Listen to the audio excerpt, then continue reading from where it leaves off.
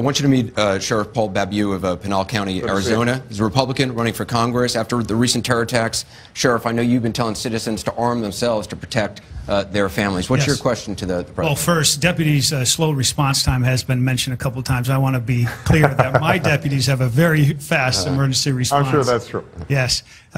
Mr. President, you've said you've been thwarted by, frustrated by Congress. As a sheriff, I oftentimes get frustrated, but I don't make the laws.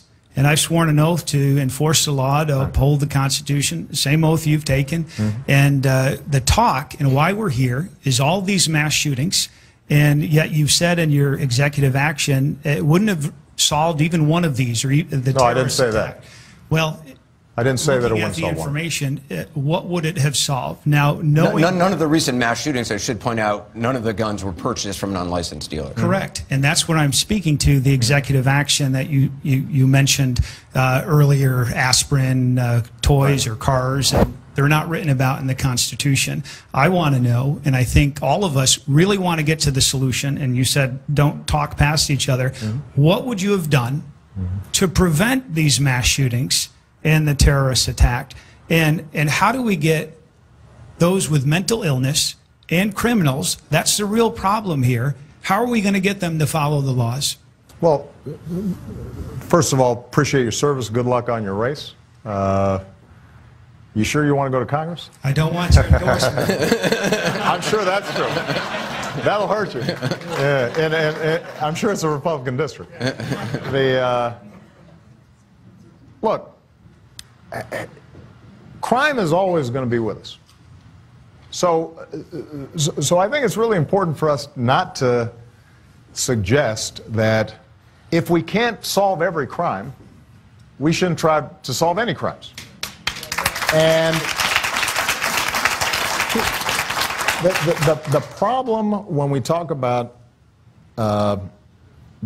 that guns don't kill people, people kill people, or it's primarily a mental health problem, or it's a criminal and evil problem, and that's what we have to get at. All of us are interested in fighting crime. I'm very proud of the fact that violent crime rates have continued to go down during the course of my presidency. I've got an attorney general and FBI that works very closely with local law enforcement in busting up crime rings all the time. That's a huge priority to us. And we're probably providing grants to your department to help go after criminals. The challenge we have is that in many instances, you don't know ahead of time who's going to be the criminal. It's not as if criminals walk around with a label saying, I'm a criminal. And by the way, the young man who killed those kids in Newtown, he didn't have a criminal record, and so we didn't know ahead of time necessarily that he was going to do something like that. But he was able to have access to an arsenal that allowed him in very short order to kill an entire classroom of small children. And so the question then becomes, are there ways for us, since we can't identify that person all the time, are there ways for us to make it less lethal when something like that happens? And I mentioned this during my speech at the White House a couple of days ago. Right around the time of Newtown in China, a guy who was obviously similarly deranged had a knife and started attacking a bunch of school children. About the same number were cut or stabbed by this guy. But most of them survived.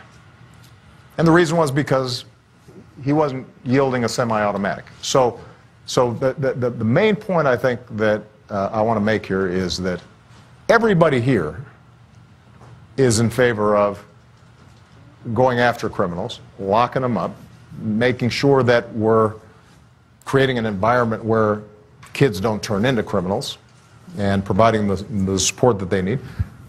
Those are all important things. Nobody's saying we need to be going soft on criminals. What we do have to make sure of is that we don't make it so easy for them to have access to deadly weapons. In neighborhoods like Chicago, but I keep on using Chicago, this is all across the country. You go into any neighborhood.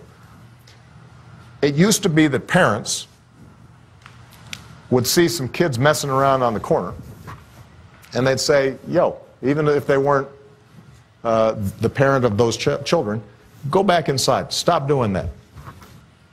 And over time, it was a lot harder to discipline somebody else's kid and have the community maintain order or talk to police officers if somebody's doing something wrong, because now somebody is worried about getting shot.